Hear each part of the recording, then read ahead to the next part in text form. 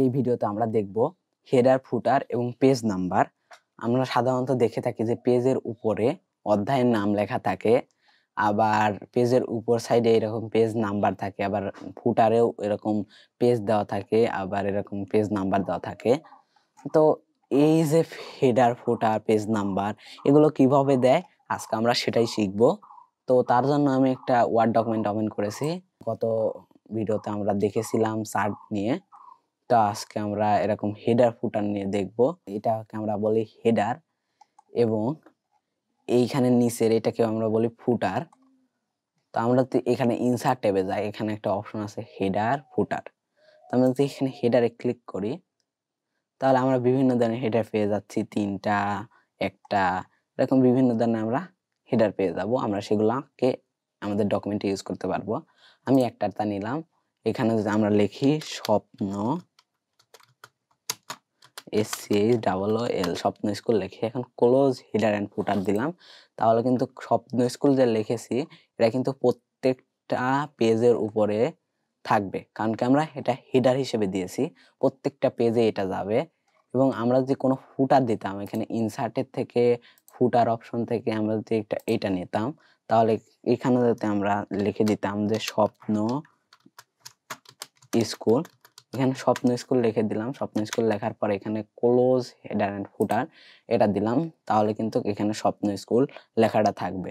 তো এইভাবে চাইলে আমরা হেডার এবং ফুটার ইউজ করতে পারি। আবার এখানে যদি ডাবল ক্লিক করি তাহলে আবার এটাকে এডিট করতে পারবো। এখানে আরেকটা জিনিস, সেটা হচ্ছে আমাদের যে প্রথম পেজটা, এই পেজটা সাধারণত কভার পেজ হয়ে থাকে। তো এই কভার পেজটা যদি আমরা চাই যে এটা কভার পেজ, তাহলে আমরা এটাকে এই হেডারটা রাখতে চাচ্ছি না, তাহলে ডিফারেন্ট ফার্স্ট পেজ দিয়ে দিলে এটার থাকবে না। আমাদের এই যে হেডারটা আমাদের থাকবে না, এই হেডারটা আমাদের উঠে যাবে। এবং ডিফারেন্ট অড অ্যান্ড মানে ইভেন পেজ, তাহলে কিন্তু এখানে ইভেন এবং অডের জন্য দুইটা আলাদা হয়ে যাবে। এখানে আমাদের অড পেজে কিন্তু স্বপ্ন স্কুল লেখা আছে, এবং ইভেন পেজে যাতে আমরা লিখে দেই যে স্টুডেন্ট। এখন যদি ক্লোজ হেডার এন্ড ফুটার দেই, আমরা যদি প্রথম পেজে যাই এখানে কিন্তু কোনো কিছু দেখতে পাবো না, কারণ আমরা প্রথম পেজে এটা দেইনি।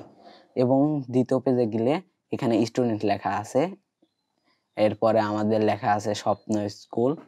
তো এইভাবে চাইলে আমরা বিভিন্ন ধরনের হেডার, ফুটার ব্যবহার করতে পারি। তো এইখান থেকে আমরা চাইলে হেডার, ফুটার ব্যবহার করতে পারি। এবং আমরা এটাকে ডাবল ক্লিক করে ওপেন করলাম। এখানে আরো কিছু আছে, এখানে ডেট এন্ড টাইম। আমরা বিভিন্ন ধরনের ডেট এন্ড টাইমও এখানে ইনপুট করতে পারি। আমাদের অনেক সময় দরকার হয় ডকুমেন্টে ডেট এন্ড টাইম দেওয়ার, তো আমাদের লেখা আছে এখানে ডেট এন্ড টাইমে ক্লিক করলে আমরা ডেট এন্ড টাইম দিতে পারবো।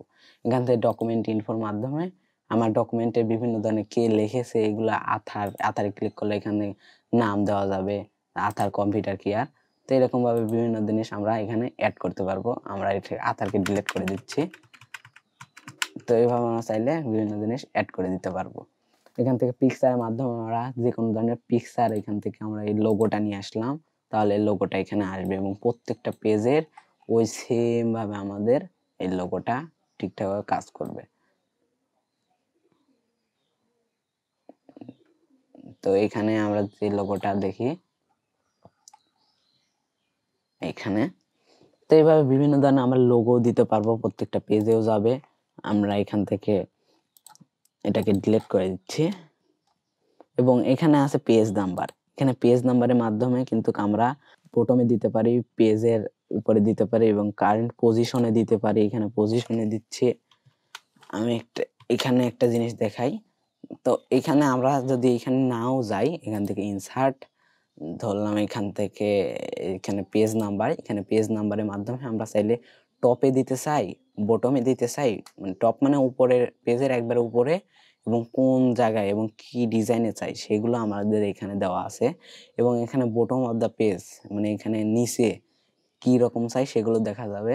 এবং পেজ মার্জ, পেজের ভিতরে বিভিন্ন জায়গায় দেওয়া থাকে। এবং কারেন্ট পজিশন আমার মাউস কার্সর যেখানে আছে সেইখানে।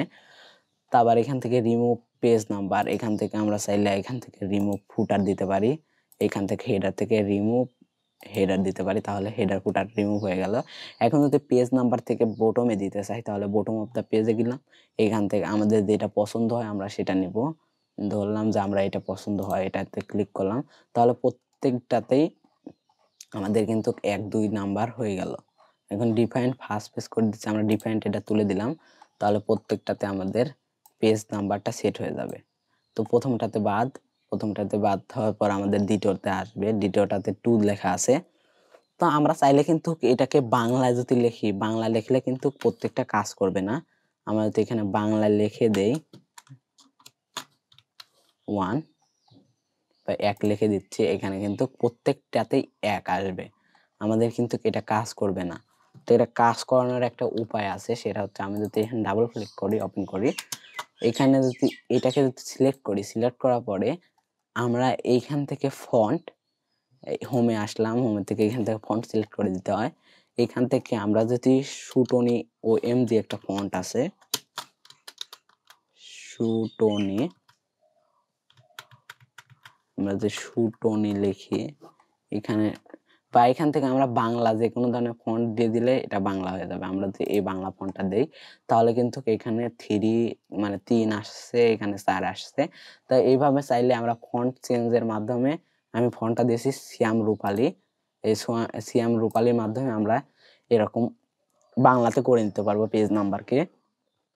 তো এইভাবে আমরা বিভিন্ন ধরনের পেজে হেডার ফুটার অ্যাড করতে পারি এবং পেজ নাম্বার অ্যাড করতে পারি। আমরা বিভিন্ন ধরনের পেজ নাম্বার দিয়ে ট্রাই করব, ছবি দিয়ে হেডার ফুটার তৈরি করব। তো এরকম ভাবে আমরা প্র্যাকটিস করতে থাকলে হেডার ফুটার আমাদের ক্লিয়ার হয়ে যাবে। আমি বাইরে ক্লিক করলাম, তো আবার চাইলে এখান থেকে ইনসার্ট থেকে, এইখান থেকে পেজ নাম্বার থেকে আমরা রিমুভ পেজ নাম্বার দিলে রিমুভ হয়ে যাবে। তো এই ছিল আমাদের হেডার ফুটার সম্পর্কে আজকের ভিডিও। তো দেখা হবে পরবর্তী ভিডিওতে।